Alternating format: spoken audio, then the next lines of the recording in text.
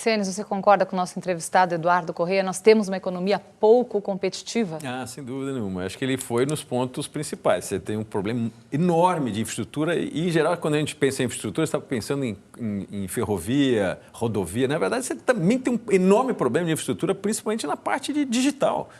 A velocidade e o custo e a segurança das nossas grandes conexões digitais para essa nova economia é fundamental. A gente tem um gap aí também. A gente tem uma questão de, paradoxalmente, você tem um desemprego enorme e falta mão de obra qualificada para fazer essa tal revolução ou participar desse processo de ganho de competitividade. Você tem uma questão de uma taxa de investimento permanentemente... O Brasil é um dos países em desenvolvimento com a menor taxa de investimento em relação à PIB que você tem em todos. Ou seja, não cresce. Sem investimento, não cresce. Então, assim, você tem gargalos realmente importantes. O que a gente está vendo no curto prazo é alguns sinais de melhoria, assim... Aquela bagunça do Brasil do ano passado, aquela política exageradamente de gasto do pré-eleição, toda essa questão de golpe que tentou-se, isso tudo saiu da frente. O ruído, a poeira baixou um pouco, já deu uma melhorada.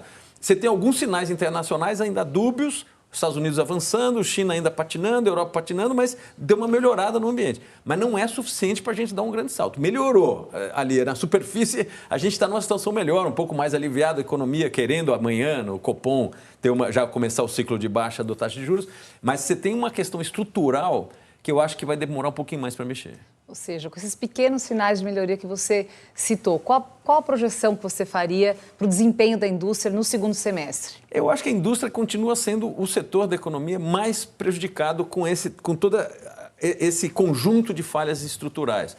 O agronegócio, de alguma maneira, conseguiu contornar nos últimos anos, por N razões, um pouco essas dificuldades, ganhou competitividade, acho que vai razoavelmente bem. Na área de serviços é muito heterogêneo. Você tem áreas de serviço que vão muito bem, você tem áreas de serviço que vão muito mal.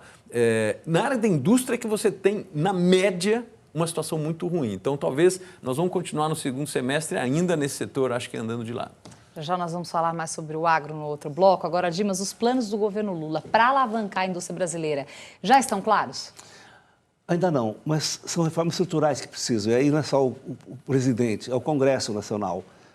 A reforma tributária tem que terminar a votação, o arcabouço fiscal terminar a votação, a reforma administrativa ir para lá e terminar e ser votado, e o governo deixar claro qual que é a sua política industrial. O ministro Geraldo Alckmin tem até colocado algumas questões em relação a isso, tem conversado com outros países, mas não tem claro ainda. Então, são questões de reformas estruturais. Mas o fato de ter um ambiente mais tranquilo, pelo menos, em que não há solavanco todo momento, e um horizonte à frente de reformas, e a partir da reforma que vai ter no governo para fazer base maior, acho que vai entrar no caminho.